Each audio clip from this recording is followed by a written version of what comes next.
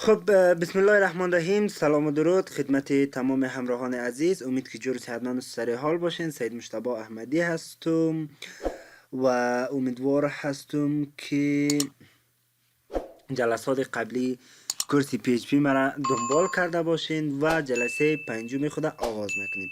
جلسه پنجم ما ادامه جلسه چهارم هست که در جلسه چهارم ما شما آمدیم روی واریبل ها بحث کردیم که گفتیم واریبل ها چی هست. گفتیم واریبل ها متغیر است، یعنی که ولیوش قابل چنج هست، یعنی the value change the value can be changed میتونه برای ما تغییر کنه. یعنی یک حافظه موقتی مثل رم هست و روی رم ای ذخیره میشه و بعد از ریفرش کردن یا بعد از اتمام کار میتونه ایره برای ما چیکار کنه، میتونه ای برای ما از بین بره. و کامل روی ازی بحث کردیم و موضوعی که میخوایم در این جلسه روش بحث کنیم روی واریبل اسکوپ ها بحث میکنیم.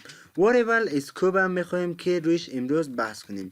خب از همه اول گفتیم که PHP لوزلی تایپ هست که PHP ما لوزلی تایپ هست، یعنی دیتا تایپ ما برش معین نمیکنیم. اگر دیتا تایپ معین کردیم دیتا تایپ نداره و این موضوعاتش که کامل ما شما در جلسات آینده خود بخیر رویش بحث میکنیم که دیتا تایپ چی است. یعنی مثل C++, C Sharp, C++, C Sharp، مثل از این چیزا جاوا.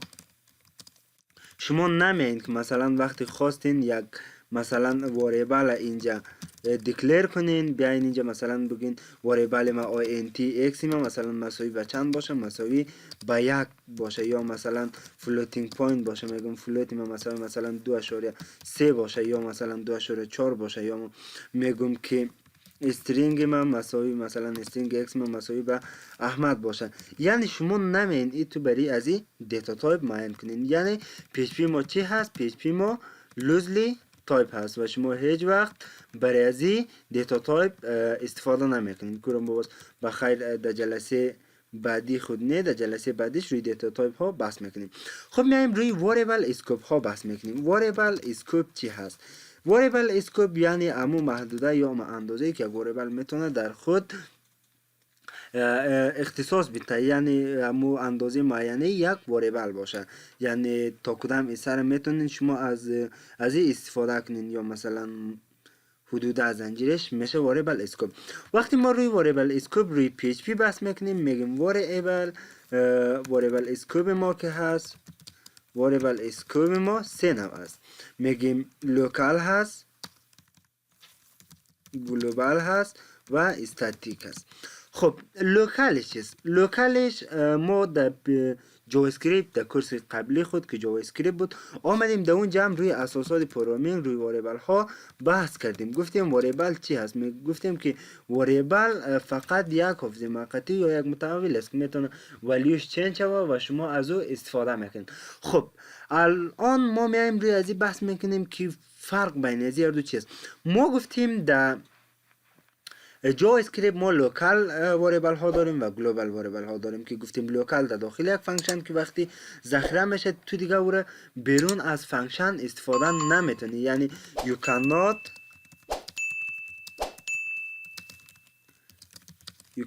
use outside فانکشن، بیرون از فانکشن خود استفاده نمیتونی. اما تو میتونی وقتی که گلوبال ایره دیکلیر کنی you can use in everywhere of script، یعنی در هر جای اسکریپت میخواستی استفاده کنیم. خب اما در اینجا این رقم نیست. شما وقتی یک لوکال واریبل اینجا دیکلیر میکنی فقط تو میتونی او را چیکار کنی در خود داخل ازی you can use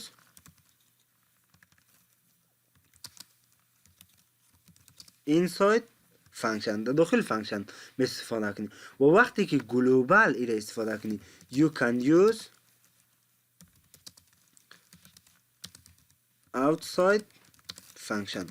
یعنی فقط یک سوی تفاهم برای ما شما ایجاد میکنه، یعنی دروغ میگه برای ما شما، ما را فریب میده. گفته گلوبال هست اما در حقیقت کاری را که میکنه مثل لوکال هست. شما وقتی لوکال میاین دیکلیر میکنین داخل یک فانکشن یا داخل یک تابع را وقتی که شما دکلیر میکنین فقط داخل همون فانکشن شما استفاده میتونین. و گلوبال اگه بیرون یک فانکشن استفاده میکنین پس میتونین بیرون فانکشن استفاده کنین. یعنی you cannot use inside a function. تو در داخل یک فانکشن ایره استفاده نمیتونین. میگیم you cannot use inside a function. میگیم داخل فانکشن تو این گلوبال استفاده نمیتونی و لوکال تو نمیتونی که در بیرون چی استفاده کنی. you can not use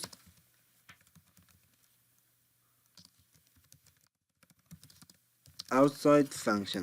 یعنی بیرون از فانکشن این استفاده نمیکنی. اما استاتیک ما چی هست؟ چرا استاتیک بری آورده؟ شما یک وقتی میخواین وقتی که امی اسکوبی واریبل شما تمام شد، اما ولیو رو که ما گفتیم وقتی اسکوپ تمام میشه واریبل ما ولیوش چیکار میکنه؟ دیلیت میشه. اما یک وقت ما میخوایم اینمی باید دیلیت نشن، وقت شما میان از موضوع استاتیک استفاده میکنیم. خب میریم مثالاش کار میکنیم، از این موضوعاتش میگذاریم که ریکارد ما شما زیاد نباید طولانی شود. خب میریم روی از این بحث میکنیم که استاتیکش چی هست، غیر استاتیکش چی هست و دانه دانه ایره کامل مثال چه کار میکنیم. میگیم بیا برای ما یک اول گفتیم به خاطر از این که ایره کار کنیم شما باید از تگ PHP استفاده کنین، یعنی علامه کوچک تراز باز سوالیه PHP بعد از فاصله علامه سوالیه و بزرگ تراز ما پس بسته میشه. خب میایم اینجا میگم یک واریبل برای ما دکلیر کو که دایتون باشه همراه دلار ساین x. گفتیم که دیتا تایپ نمیخواد، لوزی تایپ اصلی میگم مساوی به چی باشه؟ مساوی به 5 باشه. اگر بیایم مثلا این وردم کنم، وردم چه میگم مثلا دلار x باشه که ببینین من اینجا میایم لوکال هاست باشه test.php میگه وردم int5 هست، یعنی ای چی هست؟ اینتیجر هست. یا مثلا ایره میگم x ما مثلا مساوی به احمد باشه، ذخیره میکنم اینجا میایم ریفرش میکنم میگه استرینگ 5 است، یعنی 5 حرف استفاده شده و هم احمد است. یعنی اینیت موضوعات هست که باز بخیر زیادتر روش در جلسات آینده بحث میکنیم. خب میایم اول روی گلوبال اسکوپ ها بحث میکنیم. میگیم چطور یک تا گلوبال داره یا چطور یک تا لوکال هست. میگم برای ما یک فانکشن بساز، امید یال براتون زیاد چی نشه، مشکل نشه. توسط کلید خود فانکشن شما میتونید فانکشن بسازین. میگم یک فانکشن بسازین مثلا در نام مای تست. بعد از اینکه را ساختیم میگم بیا اسکوپ از زیر بگی و در اینجا بگو ایکو کنه برای ما ایکو کنه میگم دلار x دلار x. و بعد از اون میگم بیا در بیرون چیکار کو برای ما ایره ذخیره کو و بیا اینجا ریفرش کو. ریفرش کردیم چیزی نشان نداد، اما باز هم میایم اینجا میگم فانکشن ما حتما تاثیر فانکشن است. میایم فانکشن مای تست خدا اینجا استفاده میکنم. میگم مای تست استفاده کو و ایرم ذخیره کو. ریفرش میکنم ببینین برای ما ایرور داد. گفت شما یک ایرور دارین آنلاین چند 11 گفتن نود undefined variable x در لاین 11 گفته undefined هست. اما میایم باز هم میگم ایکو کو برای ما واریبل x ذخیره میکنم و ریفرش. چرا؟ برای ما 5 نشان داد. خب این چی مشکل است دوستای عزیز؟ خب چرا ایره اینجا گفته undefined variable و دایی بالا آورده که برای ما 5؟ به خاطر ما گفتیم چیکار میکنه وقتی شما بیرون یک فانکشن بیاین ایره استفاده کنین. این هست در حقیقت گلوبال. فعلا اینمی گلوبال هست در حقیقت، اما فعلا چیست داخل از این فانکشن استفاده نمیتونید. براتون تشریح کردم وقتی شما میاین بیرون یک فانکشن یک چیزی را دکلیر میکنین در حقیقت دیگه شما نمیتونین او را اوتساید از این چیکار کنین استفاده کنین، که گفتم فقط یک سوء تفاهم برای ما شما ایجاد میکنه. اما وقتی داخل بیاین چیکار میکنه برای ما شما لوکالی برای ما شما میاره ایرا بخشی لوکال استفاده میکنه. خب به خاطر از اینکه ما بیایم ایرا گلوبال استفاده کنیم بیایم یک مثال واقعی تر کار کنیم. من میگم بیا برای ما یک تا واریبل بگی میگم x من مثلا میگم مساوی به 5 باشه و وای من مساوی به چند باشه، وای من مساوی دلار، وای من مساوی به مثلا 10 باشه و بعد از اون میگم یک فانکشن بساز، مثلا میگم فانکشن ما در نام مای تست بساز و داخل از این میگم بیا چی کار کو برای من، میگم دلار x همراه دلار وای جمع کن،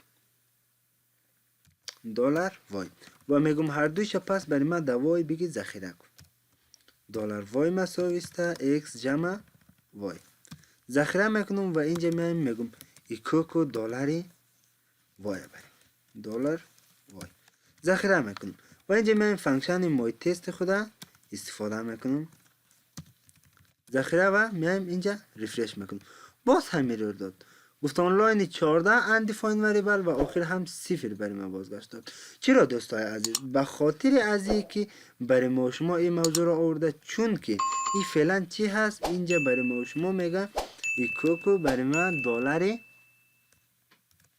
وای، باید این بار برای ما شما نشان بده، گفته 15 شده، این صفر از اوی است که ایرور گرفته. به خاطر چی؟ چون این گلوبال نیست. اینال به خاطر از اینکه شما این رو بتونین گلوبالی تست کنین چی کار میکنین؟ خب من این رو پاک میکنم، ببینین اینجا میایم چی کار میکنم، میگم بگی از کلمه چی استفاده کن، گلوبال چی؟ گلوبال x و y کاما x و دلار وای میگم برای من استفاده کن، ذخیره میکنم، ریفرش برای من چی 15 نشان داد. خب چرا 15 نشان داد؟ من میگم ایره کانکتینیت کو همراه یک دانه بیار، ذخیره میکنم و ریفرش. خب چرا ایره رقم کرد؟ ما گفتیم وقتی لوکال باشه فقط داخل فانکشن است، وقتی گلوبال باشه اوتساید فانکشن است، اما وقتی شما بیاین از کلید گلوبال استفاده کنین اینجا داخل فانکشن تون ایره بر شما مستقیما یال در حقیقت گلوبال شده، یعنی شما هم تونستین داخل بیرونی فانکشن تون ایره کال کنین و هم تونستین داخل فانکشن ایره کال کنین. این بود موضوع گلوبال. همچنان شما میتونین از زیرو گلوبال استفاده کنین و همچنان میتونین از اره هایی که پیش از پیش برای شما چیکار شده، پیش از پیش برای شما کال شده، میتونید از او استفاده کنید. اره ما چی هست؟ اره ما که برای ما پیش از پیش یا کیورد هست، گفته یک چیز را ساخته برای ما شما در نام دلار که سنسیتیو هست، دلتون باشه گلوبال، دلار گلوبالز و ایندکس داره. ایندکسش از یادتون نره، ایندکس یه دیگه اینجا هر چیزی را که میتین، ایندکس فعلا برای ما شما x و است. خب میایم امیر باز هم امی گونه یک بار کار میکنیم. خب این 10 باشه، این 15 باشه، قبول داریم. میگم برای من بیا چیکار کن، میگم برای من بگی اینا خب میگم دلار چی ما باشه، گلوبالز باشه، دلار گلوبالز بگی، میگم ای باید اینجا وایبان و این مساوی به چی قرار بیتیم، میگم مساوی به گلوبال سی دلار گلوبال سی میگم x باشه و همچنان ایره جمع کو همراه چی گلوبال سی وای، دلار گلوبال سی وای جمع کو و پس ایره دوای ذخیره کن. بعد از اینکه دوای ذخیره کردی میگم بیا اینجا برای ما چیکار کو، مای تست ما همچنان استفاده کو و ایره همچنان استفاده کو که وقتی ریفرش کنم پس همون چیزی که بود همون چیزا برای ما شما اینجا بازگشت داد. خب شما شاید فکر کنید که پیشتر این 2 تا 15 بود، خب مشکلی نداره، شما میتونید یک بار دیگه هم ایره استفاده کنین و بیاین اینجا استفاده کنین ذخیره و ریفرش 2 دانه برای ما شما اینجا چرا لاین 16 گفته اندیفاین واریبل وای. خب واریبل وای چرا اینجا گرفت؟ چون که تا هنوز این بیرون از این نشده و برای ما شما کانورت نکرده. خب این از این طریقه هم شما میتونید استفاده کنید. این بود طریقای لوکال واریبل و گلوبال واریبل شما. خب میایم روی استاتیک کار میکنیم دوستای عزیز. میگیم بیا برای ما موضوع استاتیک چی رقم براتون کار کنم که واضح تر فهمیده شود. میگم بیا برای ما یک واریبل یک فانکشن بساز. فانکشن ما باز هم میگم در نام مای تست باشه. میگم مای تست که ساختی اینو برای ما بیا چی کار کن. میگم بیا اینو باز ما تکست مونده مای تست بون.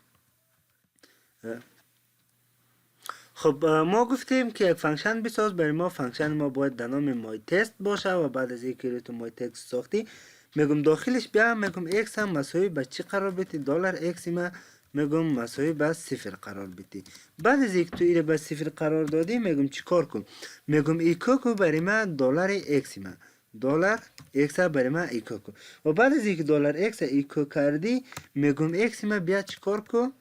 ذخیره کو و اینجا بیا میگم استفاده کن. خب اینجا بون و ایده همچنان اینجا بون و بعد از اینکه اینجا موندیم میگم بیا مای تستی ما بگیم اینجا فانکشن شا کال کن. فانکشن کال کرده ذخیره کن میگم بیا اینجا برای ما ریفرش کن. وقتی ریفرش میکنی 0 قرار میتن. خب ببینین ما اینو میایم در اینجا ذخیره میکنم و میگم اینو باید دلار x ما پلاس پلاس شود یا اینکریمنت شود که یارا بخیر در جلسات آینده کامل روش بحث داریم و بحث میکنیم. ذخیره کو ریفرش برای ما باز هم 0. خب میگیم شاید دلیل ازی باشه سی وی وی وی و ذخیره میکنیم. اینجا باز هم میایم ریفرش میکنیم. 4 دانه 0 اینجا برای ما نشان داد. خب 4 دانه 0 که برای من نشان داده یالی ببینید دوستای عزیز این چرا در این حالت آمده. خب میگم میره کانکتینیت کو علامت نقطه در PHP کانکتینیت هست. میگم همراه یک دانه بیار برای ما کانکتینیت کو و ذخیره میکنم ریفرش میکنم. ببینید چند دانه 0 زیر به زیر نشان داده اما این خب ما پلاس پلاس کردیم. گفتیم واریبل وقتی اسکوپش تمام میشه واریبل میاد میبینه x ما مساوی به چی هست؟ مساوی به 0 هست و بعد میگه x ایکو کو x ایکو میکنه 0 و بعد از او x میگه پلاس پلاس کو x برای شما تا که در پلاس پلاس میکنه و بعد از اون مای تست میبینه که اسکوپ ما خلاص شد پس میره باز هم x 0 قرار میده و امیتو یک لوب برای ما شما تکرار کرده میره. یعنی دیتاهای خود هر بار برای ما ذخیره میکنه اما در اول که میرسه پس میبینه x 0 هست چون اینجا اسکوپش از اینجا شروع میشه و میایه x مساوی به 0 قرار میده.